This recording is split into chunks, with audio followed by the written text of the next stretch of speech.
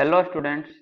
तो आज का टॉपिक है डेंसिटी, जो कि मोल कॉन्सेप्ट का पार्ट 9 है। यदि आपने अभी तक पार्ट 1 to 8 नहीं देखे हैं तो हमारे चैनल पे जाके पार्ट 1 to 8 देख लें। तो डिटेल में डेंसिटी पढ़ने से पहले डेंसिटी क्या होता है थोड़ा एक्सप्लेन कर देते हैं। एक्चुअली में डेंसिटी होता है मास पर यूनिट वॉल्यूम।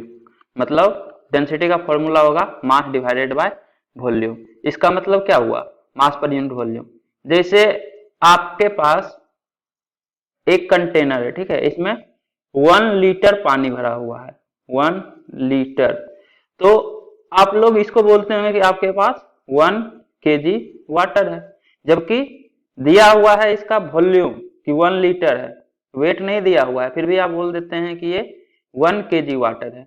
क्यों जानते हैं? क्योंकि डेंसिटी ऑफ वाटर जो है ये होता है 1 ग्राम पर ml, mass divided by volume. मतलब पर ml जो वेट होगा वाटर का वो 1 ग्राम होगा। तो अगर 1 लीटर वाटर है मतलब 1000 ml वाटर है आपके पास, तो 1 ml का वेट है 1 ग्राम, तो 1000 ml का वेट कितना होगा? 1000 ग्राम, मतलब 1 kg। यही है डेंसिटी कि अगर वॉल्यूम पता है और डेंसिटी पता है तो आप मास बता सकते हैं। मास होगा डेंसिटी इंटू वॉल्यूम। जब density equal to mass upon volume होता है तो किसी भी सब्सटेंस का अगर डेंसिटी पता है, वॉल्यूम पता है, तो उसका मास आप निकाल सकते हैं इसी फॉर्मूला से। देखिए, वॉल्यूम 1000 ml है और डेंसिटी पता है 1 ग्राम पर ml, तो मास होगा डेंसिटी इंटू वॉल्यूम, तो इंटू 1 ग्राम पर 1 ml। तो ml से ml कैंसिल आउट हो जाएगा, तो 1000 इंटू 1 ग्राम 1000 ग्राम, यही मास हो जाएगा। इस तरह से आप फॉर्मूला कर सकते हैं। या फिर सोचिए कि 1 ml का वेट 1 ग्राम है, यही तो डेंसिटी कहलाता है कि पर यूनिट वॉल्यूम कितना वेट है। यही चीज को आप इस तरह से लिख सकते हैं कि 1 kg पर लीटर, वही चीज तो है। अगर 1 ml का वेट 1 ग्राम है तो 1 लीटर का वेट कितना होगा? 1000 ग्राम। मतलब पर ml 1 ग्राम है तो पर लीटर कितना होगा? 1 kg। क्योंकि 1 ml का वेट 1 ग्राम तो 1000 ml का वेट 1000 ग्राम। तो पर यूनिट वॉल्यूम, अब पर यूनिट आपका ml भी हो सकता है, लीटर भी हो सकता है, मीटर क्यूब भी हो सकता है। तो जिसमें रहेगा उसके अकॉर्डिंग मास हो जाएगा। जैसे इसी को आप लिख सकते हैं 1000 kg पर मीटर क्यूब। क्यों? क्योंकि आपको पता होगा कि 1 metre cube equal to 1000 litre होता है, ठीक है। और 1 लीटर का वेट, अगर 1 लीटर का वेट 1 kg है तो 1000 लीटर वाटर का वेट कितना होगा? 1000 kg। मतलब 1000 लीटर मतलब 1 मीटर क्यूब, तो 1 मीटर क्यूब वॉल्यूम अगर है वाटर का तो उसका वेट है 1000 kg। मतलब आप बोल सकते हैं कि पर मीटर क्यूब जो मास होगा वो 1000 kg होगा। तो डेंसिटी ऑफ वाटर 1000 kg पर मीटर क्यूब, या फिर 1 kg पर लीटर, या फिर 1 ग्राम पर ml, कुछ भी आप ले सकते हैं। पर यूनिट वॉल्यूम, अब पर यूनिट आपका मीटर क्यूब हो सकता है, मतलब पर मीटर क्यूब, पर लीटर, पर ml, तो कोई भी यूनिट हो सकता है। लेकिन एसआई यूनिट तो हमेशा यही वाला होगा, केजी पर मीटर क्यूब, क्योंकि मास का एसआई यूनिट होता है केजी और वॉल्यूम का एसआई यूनिट होता है मीटर क्यूब। तो केजी पर मीटर क्यूब एसआई यूनिट होगा। और ये सब भी यूनिट ही है लेकिन एसआई यूनिट नहीं है। एसआई यूनिट के लिए सभी चीज एसआई यूनिट में होना चाहिए। तो इसलिए डेंसिटी ऑफ वाटर अगर एसआई यूनिट में पूछे तो 1000 kg पर मीटर क्यूब होता है। ऐसे जनरली डेंसिटी आप 1 ग्राम पर ml भी लेते हैं। ये सभी एक ही चीज है, बस यूनिट का डिफरेंस है। इसके बाद जो है, जैसे आपके पास डेंसिटी कोई यूनिट में दिया हुआ है, दूसरा यूनिट में अगर पूछ रहा है, तो एक तो तरीका यही है कि पर मीटर क्यूब अगर हमको निकालना है, मान लीजिए डेंसिटी दिया हुआ है 1 ग्राम पर ml, तो 1 ml में वेट है 1 ग्राम, तो 1 मीटर क्यूब में कितना वेट होगा? तो उस तरह से अगर केजी में निकालना होगा, ग्राम में निकालना होगा, उस तरह से आप कर सकते हैं कि 1000 kg पर मीटर क्यूब होगा। इस तरह से कि अगर 1 ml का वेट है 1 ग्राम तो 1 लीटर का वेट होगा 1000 ग्राम, मतलब 1 kg। तो 1000 लीटर का वेट होगा 1000 kg। अगर 1 लीटर का वेट 1 kg तो 1000 लीटर का वेट 1000 kg। तो 1000 लीटर ही तो 1 मीटर क्यूब होता है, तो 1 मीटर क्यूब वाटर का वेट होगा 1000 kg। मतलब 1000 kg वेट है पर मीटर क्यूब ऑफ वाटर। तो इस तरह से आप केजी पर मीटर क्यूब में निकाल सकते हैं किसी भी सब्सटेंस का। सिमिलरली ग्राम पर एमएल से किलोग्राम प्रति लीटर में भी निकाल सकते हैं या फिर ग्राम पर लीटर में भी निकाल सकते हैं। तो अगर 1 ग्राम पर एमएल है तो ये हो जाएगा 1000 ग्राम पर लीटर, मतलब 1 लीटर वाटर यदि है तो उसका वेट होगा 1000 ग्राम। वही चीज तो है, 1 लीटर वाटर का वेट होगा 1 केजी, या फिर इसको 1000 ग्राम बोल सकते हैं। या दूसरा तरीका है कि जैसे इस तरह से अगर आप नहीं करना चाहते हैं तो मान लीजिए इसको किलोग्राम और पर मीटर क्यूब में कन्वर्ट करना है, तो 1 ग्राम इक्वल टू कितना किलोग्राम होगा, तो 10⁻³ केजी। तो ये किलोग्राम में कन्वर्ट हो गया, मतलब 10⁻³ केजी पर एमएल होगा। अब 1 एमएल कितना मीटर क्यूब होता है, तो एक्चुअली में 1 metre cube equal to 10⁻6 centimetre cube होता है, ये आपको पता होना चाहिए। और 1 centimetre cube equal to 1 ML, मतलब 1 metre cube equal to 10⁻6 ML होता है। तो एमएल से मीटर क्यूब में कन्वर्ट करने के लिए इसको आप लिखिएगा 10⁻6 मीटर क्यूब। अब ये जब ऊपर जाएगा तो 10⁻6 से मल्टीप्लाई होगा, तो 10⁻³ इंटू 10⁻6 केजी पर मीटर क्यूब में हो जाएगा। तो इस तरह से ये 10⁻³ केजी पर मीटर क्यूब आ जाएगा। तो आप इस तरह से भी यूनिट कन्वर्ट कर सकते हैं। या फिर 1 ग्राम पर एमएल से 1 केजी पर लीटर में करना है, तो 1 ग्राम को तो आप लिखिएगा 10⁻³ केजी, और 1 ml इक्वल टू कितना लीटर होगा, तो 1 ml इक्वल टू 10⁻³ लीटर। तो इसको आप कर दीजिए पर 10⁻³ लीटर, तो 10⁻³ कैंसिल आउट हो जाएगा, मतलब 1 ही रह जाएगा यहाँ, तो 1 केजी पर लीटर यही यूनिट हो जाएगा। तो इस तरह से किसी में भी आप कन्वर्जन कर सकते हैं अगर डेंसिटी दिया हुआ है किसी यूनिट में तो दूसरे यूनिट में। अब आता है कि डेंसिटी जो है ये 2 टाइप्स का होता है। पहला है एब्सोल्यूट डेंसिटी, दूसरा होता है रिलेटिव डेंसिटी। तो पहले एब्सोल्यूट डेंसिटी के बारे में देखेंगे। अब इसमें 2 केस होगा, पहला केस सॉलिड और लिक्विड्स के लिए, दूसरा केस देखेंगे गैसेस के लिए। जनरल तो यही होगा, डेंसिटी का formula mass divided by volume. तो for solids and liquid density किस तरह से फाइंड आउट करेंगे, तो अगर सॉलिड है तो डेंसिटी होगा mass of solid divided by volume of solid, अगर लिक्विड है तो mass of liquid divided by volume of liquid, वही चीज। तो जनरल टर्म है कि सॉलिड लिक्विड के लिए आप उसका मास डिवाइडेड बाय वॉल्यूम, मतलब मास ऑफ सॉलिड और liquid divided by volume of solid और लिक्विड। तो सॉलिड है तो mass of solid divided by volume of solid, अगर लिक्विड है तो mass of liquid divided by volume of liquid. Generally आप इस तरह से लिख सकते हैं, mass of this divided by volume of this. Solid है तो सॉलिड टर्म लीजिए, लिक्विड है तो लिक्विड टर्म लीजिए। अब क्या है उस पर डिपेंड करेगा। अब इसका एसआई यूनिट होगा केजी पर मीटर क्यूब, या फिर ग्राम पर लीटर, या फिर ग्राम पर डेसीमीटर क्यूब। इसमें आपको एक डाउट हो सकता है कि एसआई यूनिट तो जो है केजी पर मीटर क्यूब सिर्फ होना चाहिए, ये ग्राम पर लीटर और ग्राम पर डेसीमीटर क्यूब कैसे है। तो एक्चुअली में केजी पर मीटर क्यूब में डेंसिटी हो, या फिर ग्राम पर लीटर में हो, या ग्राम पर डेसीमीटर क्यूब में हो, तीनों का न्यूमेरिकल वैल्यू सेम ही होता है। जैसे वाटर का ही ले लेते हैं, वाटर का डेंसिटी कितना है एसआई यूनिट में 1000 केजी पर मीटर क्यूब। अब इसको ग्राम पर लीटर में निकालिए, देखिए 1000 ग्राम पर लीटर होगा, क्योंकि 1 केजी पर लीटर होता है डेंसिटी ऑफ वाटर, मतलब 1 लीटर वाटर का वेट 1 केजी होता है, तो 1 लीटर वाटर का वेट 1000 ग्राम ही तो होता है, तो 1000 ग्राम पर लीटर। तो ये दोनों सेम ही चीज है। और 1 litre equal to 1 decimetre cube होता है, ये कहां से पता चला, तो ये आप क्लास 10th में पढ़े होंगे, नहीं तो ये चीज आपको पता है कि 1 मीटर इक्वल टू 10 सेंटीमीटर, मतलब 10 डेसीमीटर, सेंटीमीटर तो 100 हो जाएगा, तो 1 metre cube equal to 1000 decimetre cube होगा।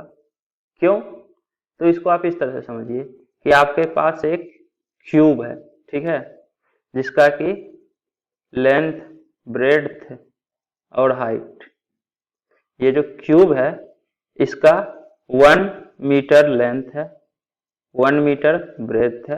क्यूब का तो साइड होता है सब सेम ही रहेगा, क्यूबाइड अगर रहता तो लेंथ, ब्रेड्थ, हाइट, क्यूब है तो साइड जो है 1 मीटर का है। तो वॉल्यूम क्या होगा, वॉल्यूम होगा a cube, 1 metre into 1 metre into 1 metre, मतलब 1 मीटर क्यूब। अब इसी साइड को आप बोल सकते हैं ना, ये 1 मीटर जो है इसको आप बोल सकते हैं कि ये जो क्यूब है इसका साइड है 10 डेसीमीटर। देख लीजिए 10 डेसीमीटर। तो इसलिए जब वॉल्यूम के लिए 10 × 10 × 10 कीजिएगा तो ये 10⁻³ हो जाता है, जबकि 1 × 1 इसलिए ये 1 ही रह गया मीटर क्यूब। तो 1 मीटर इक्वल टू 10 डेसीमीटर, तो 1 मीटर क्यूब इक्वल टू 10⁻³ हो जाएगा। ऐसा नहीं है कि 10 × डेसीमीटर क्यूब हो जाएगा, ये चीज को आप समझिए। तो 1 metre cube equal to 1000 decimetre cube होता है, और 1 metre cube equal to 1000 litre भी होता है, आपको पता है। मतलब 1000 decimetre cube equal to 1000 litre, तो 1 litre equal to 1 decimetre cube. तो 1 लीटर का वेट 1 ग्राम है, मतलब जितना भी है मान लीजिए ग्राम में जितना है, तो 1 डेसीमीटर क्यूब तो वही चीज है, लीटर ही है, तो उतना ही ग्राम होगा। तो अगर डेंसिटी ऑफ वाटर 1000 ग्राम पर लीटर है, तो 1 डेसीमीटर क्यूब अगर वाटर है, ये भी तो 1 लीटर ही है, तो ये दोनों चीज भी सेम ही है। तो इसलिए एसआई यूनिट तीनों में कुछ भी रहे तो वो एसआई यूनिट ही रहता है। मतलब अगर ग्राम पर लीटर में है तो आप सीधा बोल दीजिए कि जैसे 1000 ग्राम पर लीटर अगर है किसी चीज का डेंसिटी, तो आप बोल दीजिए कि एसआई यूनिट में है ये, मतलब 1000 किलोग्राम पर मीटर क्यूब, यही डेंसिटी है। तो ये तीनों का जो न्यूमेरिकल वैल्यू होता है वो सेम होता है। डेंसिटी केजी पर मीटर क्यूब में रहे, या ग्राम पर लीटर में रहे, या ग्राम पर डेसीमीटर क्यूब में रहे, न्यूमेरिकल वैल्यू सेम ही रहेगा। इसलिए ये तीनों एसआई यूनिट कहलाता है। दूसरा यूनिट ग्राम पर सेंटीमीटर क्यूब हो सकता है, मतलब किसी भी सब्सटेंस का पर सेंटीमीटर क्यूब में कितना ग्राम उसका वेट है। जैसे सेंटीमीटर क्यूब बोलिए या एमएल बोलिए, 1 centimetre cube equal to 1 ml ही होता है। तो ये दोनों चीज तो सेम है, ग्राम पर सेंटीमीटर क्यूब या ग्राम पर ml, ये दो चीज सेम है। या ग्राम पर सीसी, ये भी वही है। सीसी का मतलब हो गया क्यूबिक सेंटीमीटर, ग्राम पर क्यूबिक सेंटीमीटर, वही चीज सेंटीमीटर क्यूब हम बोल रहे हैं, क्यूबिक सेंटीमीटर बोलिए, कोई फर्क पड़ता नहीं है, सेम चीज है। तो ये तीनों सेम ही है एग्जैक्ट। एक तरह से देखें जैसे ग्राम पर लीटर क्यूब, सॉरी ग्राम पर लीटर और ग्राम पर डेसीमीटर क्यूब, डेसीमीटर क्यूब और लीटर एक ही चीज है, तो सेंटीमीटर क्यूब या क्यूबिक सेंटीमीटर बोलिए दोनों एक है। और 1 centimetre cube equal to 1 ml होता है, तो ये भी सेम वॉल्यूम को डिनोट कर रहा है। मतलब आपके पास 1 सेंटीमीटर क्यूब वॉल्यूम हो या आप बोलिए आपके पास 1 ml वॉल्यूम है, दोनों बराबर ही होता है। जैसे इसी से रिलेटेड एक क्वेश्चन है, डेंसिटी ऑफ मरकरी दिया हुआ है 13,600 kg पर मीटर क्यूब। मतलब अगर आपके पास 1 मीटर क्यूब वॉल्यूम रहेगा मरकरी का, तो आपका जो वेट होगा मरकरी का वो होगा 13,600 kg। एसआई यूनिट में डेंसिटी दिया हुआ है। तो volume occupied by 1 atom of mercury is, तो 1 एटम ऑफ मरकरी के द्वारा कितना वॉल्यूम ऑक्यूपाई होगा, एमएल में बताना है आपको कि कितना एमएल वॉल्यूम ऑक्यूपाई होगा 1 एटम ऑफ मरकरी के द्वारा।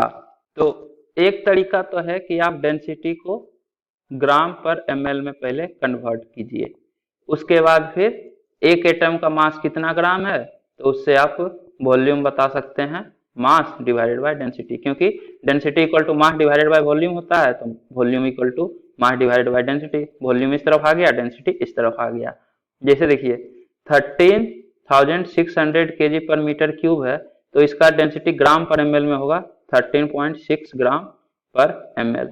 आप इस तरह से निकाल सकते हैं कि इसको ग्राम में कन्वर्ट करने के लिए क्या करना होगा, 13,600 इंटू 10⁻³ ग्राम पर मीटर क्यूब है, तो पर एमएल कितना होगा, 1 metre cube equal to 10⁻6 ml होता है, या फिर 10⁻6 सेंटीमीटर क्यूब, तो 10⁻6 सेंटीमीटर क्यूब मतलब इतना ग्राम है पर इतना सेंटीमीटर क्यूब वॉल्यूम है। तो 10⁻³ अगर जाएगा तो यहाँ 10⁻3, 20 यहाँ जाएगा तो 10, तो यहाँ पे पॉइंट आ जाएगा, मतलब 13.6 ग्राम पर एमएल। या फिर इस तरह से सोचिए कि 1 मीटर क्यूब यदि वॉल्यूम है तो इतना वेट है, 1 मीटर क्यूब मतलब 1000 लीटर, तो 1000 लीटर वॉल्यूम अगर है मरकरी का, तो वेट है 13,600 kg, या फिर इतना इंटू 10⁻³ ग्राम, तो इतना वेट है, इतना लीटर वॉल्यूम है।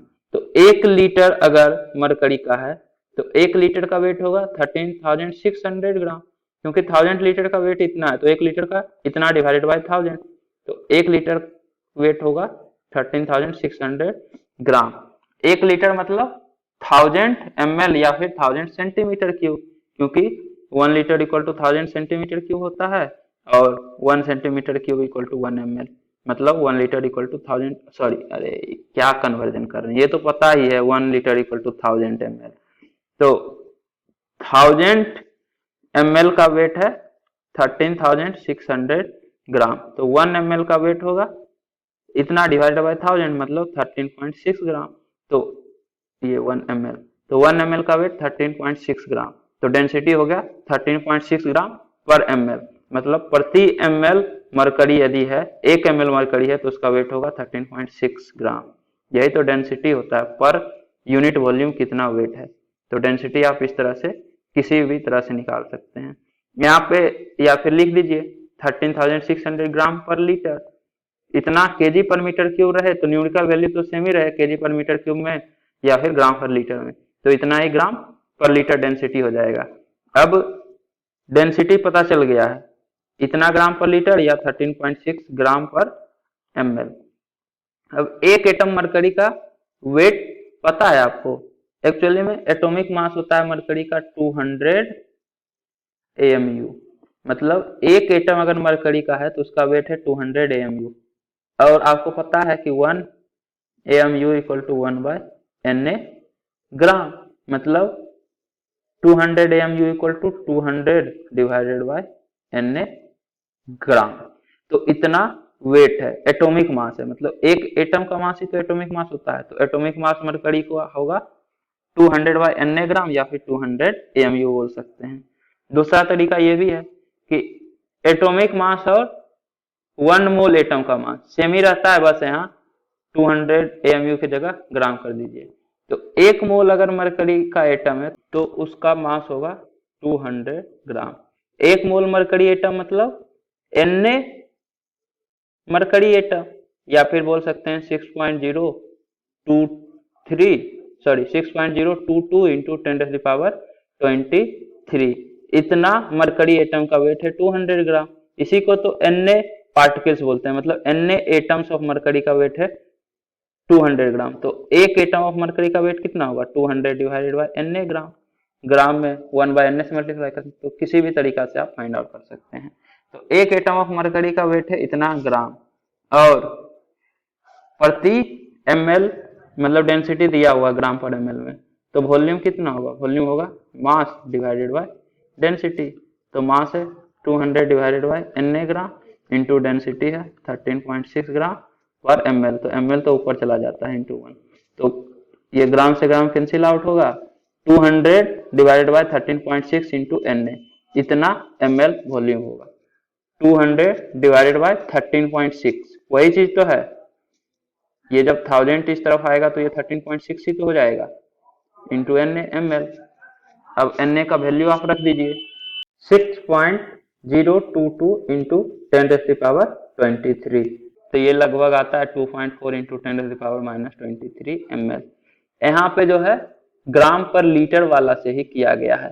देखिए मास पता है ग्राम में और डेंसिटी ग्राम पर लीटर में पता है, तो वॉल्यूम को अगर आप volume equal to mass divided by density कीजिएगा तो उस केस में ग्राम पर लीटर है, मतलब जो वॉल्यूम आएगा वो लीटर में आएगा, तो ml में कन्वर्ट करने के लिए 1000 से मल्टीप्लाई कीजिए। तो अगर ये वाला डेंसिटी लेते हैं तो 1000 से मल्टीप्लाई करना पड़ेगा, फाइनली वही चीज आएगा 200 divided by Na into 13.6 ml, जो कि लगभग इतना होता है। इसके बाद सेकेंड है फॉर गैसेस। तो गैसेस के लिए डेंसिटी किस तरह से फाइंड आउट करेंगे, तो इसके लिए फर्स्ट है 8 STP और NTP।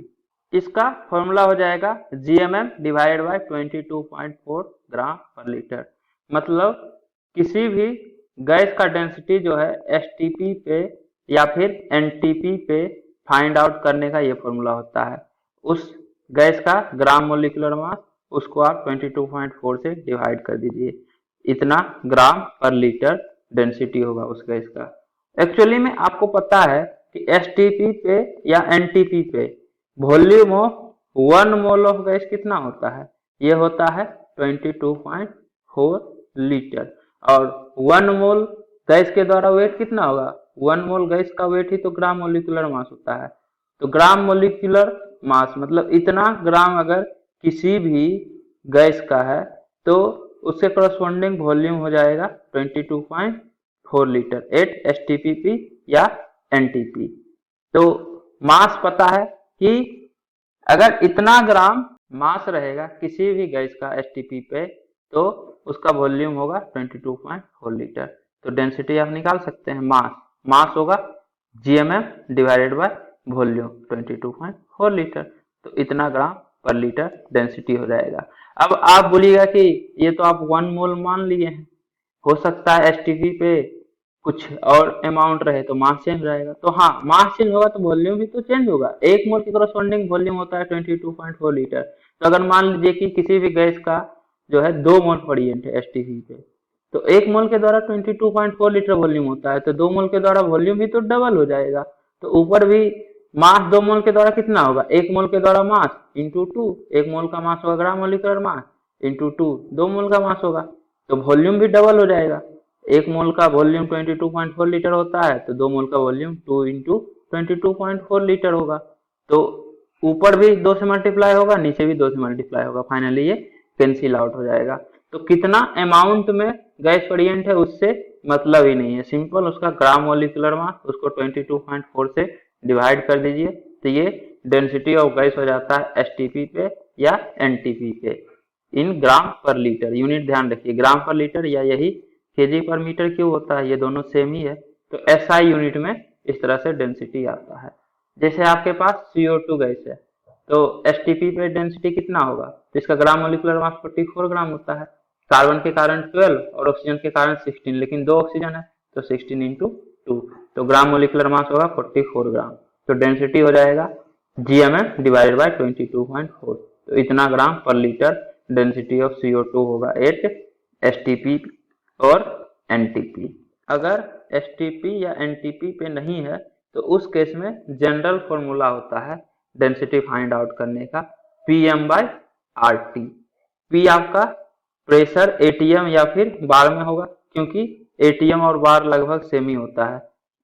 1 ATM equal to 1.01 into 10⁵ pascal होता है और 1 बार इक्वल टू होता है 10⁵ पास्कल। तो देखिए 1 ATM और 1 बार लगभग सेम है ना, 1 ATM इक्वल टू 1.01 बार होता है। तो ये जो फॉर्मूला है डेंसिटी फाइंड आउट करने का PM/RT, इसमें प्रेशर जो है ATM या फिर बार में होना चाहिए, R का वैल्यू 0.083 या फिर 1/12, ये दोनों लगभग सेम होता है, तो यूनिवर्सल गैस कांस्टेंट का वैल्यू ये होना चाहिए 1/12। M जो है GMM होता है, मोलिकुलर मास या फिर ग्राम मोलिकुलर मास जिसको आप बोलते हैं, और टेम्परेचर केल्विन में होना चाहिए। तो जो डेंसिटी आएगा वो ग्राम पर लीटर में आएगा।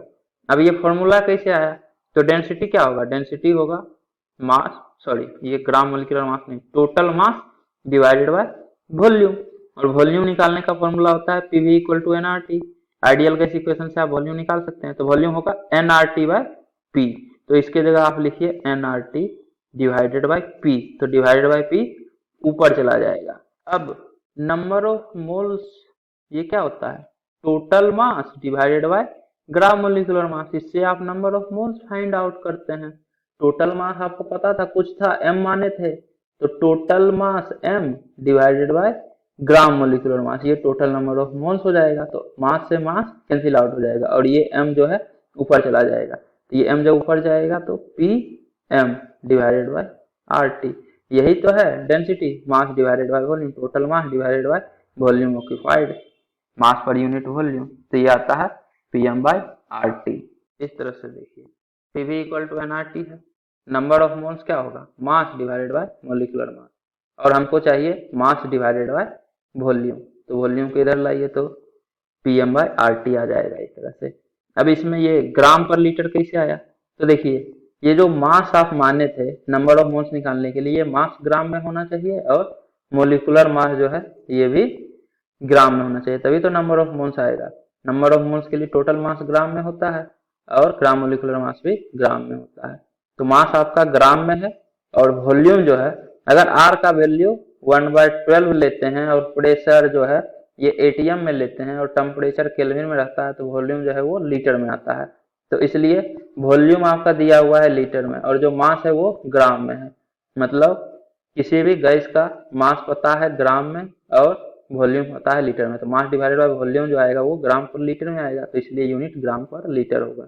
और ध्यान रखिए प्रेशर किस में लेते हैं, आर का वैल्यू 1/12 लेते हैं, एम जो है ग्राम मोलिकुलर मास, ये तो ग्राम में होता ही है जीएमएम जो है, और टेम्परेचर केल्विन में। तो इस तरह से डेंसिटी आप फाइंड आउट कर सकते हैं अगर एसटीपी या एनटीपी पे नहीं है तो। अगर एसटीपी या एनटीपी पे है तब तो जीएमएम डिवाइडेड बाय 22.4 डायरेक्ट ये वाला फॉर्मूला लगा के निकाल सकते हैं। दोनों में वैल्यू जो है ग्राम पर लीटर में ही आएगा।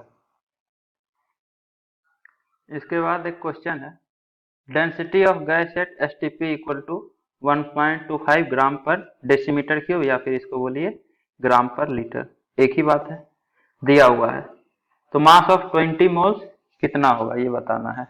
तो देखिए एसटीपी पे डेंसिटी क्या हो जाएगा, डायरेक्ट ये वाला फॉर्मूला जीएमएम डिवाइडेड बाय 22.4, तो ग्राम मोलिकुलर मास आएगा 22.4 इंटू 1.25 28, तो जीएमएम है 28 ग्राम, मतलब एक मोल का वेट है 28 ग्राम, और आपको 20 मोल्स का वेट फाइंड आउट करना है। तो 20 मोल्स का वेट होगा 28 इंटू 20 560 ग्राम। तो इस तरह से आप मास फाइंड आउट कर सकते हैं 20 मोल्स का।